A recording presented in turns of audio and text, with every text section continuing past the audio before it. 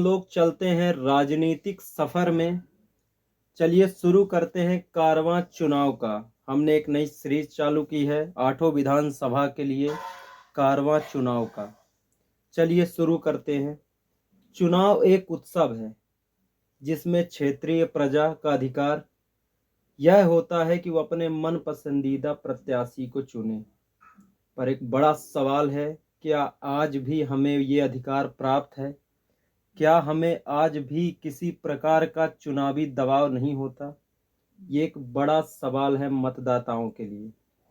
बात करें विधानसभा क्षेत्र सिमरिया की, तो 5 साल का कार्यकाल बीजेपी का कैसा था?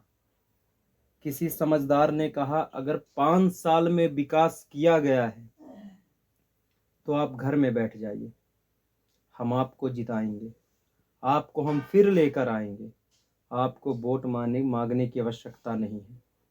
मगर अगर आपको वोट मांगना पड़ रहा है, आपको क्षेत्र में भटकना पड़ रहा है, तो आपके विकास पर सवाल उठाया जा रहा है। आज आप मोदी जी के गाने गा रहे हो, केंद्र की बातें बता रहे हो, मतलब आपने विकास नहीं किया, तब आप पार्टी की महानता गिना रहे हो। सिमरिया विधानसभा क्षेत्र की बात करें तो यह बिल्कुल साफ है कि यहां से बीजेपी का सुपड़ा साफ दिखाई दे रहा है। बीजेपी टिकट रिपीट कर अपने ही पांव पर कुल्हाड़ी मार ली है, या यह कहें कि कुल्हाड़ी में जाकर पांव मार लिया। यही कारण है कि मंत्री शुक्ला जी को, राजेंद्र शुक्ला जी को बार बार सिमरिया जाना पड़ रहा है। इतना ही नहीं, सिमरिया चुनावी सभा का असर यह हो रहा है कि रीवा की सीट जिसमें उनकी जीत पक्की थी, उस जीत का अंतर धीरे धीरे कम होकर कांग्रेस के पलड़े में जाती दिखाई दे रही है। दूसरों के प्रचार में मग्न राजेंद्र शुक्ला अपने ही क्षेत्र के मतदाताओं को फिक्स डिपॉजिट मानकर वोट को अपनी ब्याज समझने लगे हैं। ऐसे में रीवा के 8 विधानसभा में बीजेपी की मुश्किलें बढ़ती दिखाई दे रही हैं।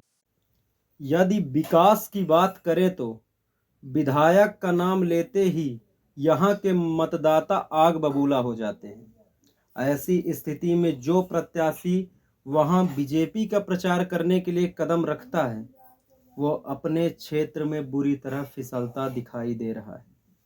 भले ही सिमरिया विधानसभा क्षेत्र में पीएम मोदी या अन्य स्टार प्रचारक बीजेपी के पक्ष में सभाएं करें, किंतु रिजल्ट उल्टा ही रहेगा। कहावत है कि वक्त को जिसने न समझा उसे मिटना पड़ा है, बच गया तलवार से तो फूलों से कटना पड़ा है। कहावत यहाँ बीजेपी विधायक पर सटीक बैठ रही है। अपने 5 वर्षों के कार्यकाल में केवल झूठे वादे, कोर्ट कचहरी में इतने उलझे रहे कि धीरे धीरे कब समय निकलकर चुनाव नजदीक आ गया, इनको खबर ही नहीं रही।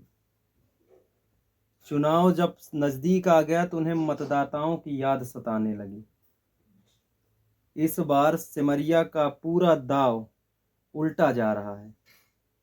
मतदाताओं को बीजेपी के पक्ष में करना पत्थर में दूब उगाने जैसा है।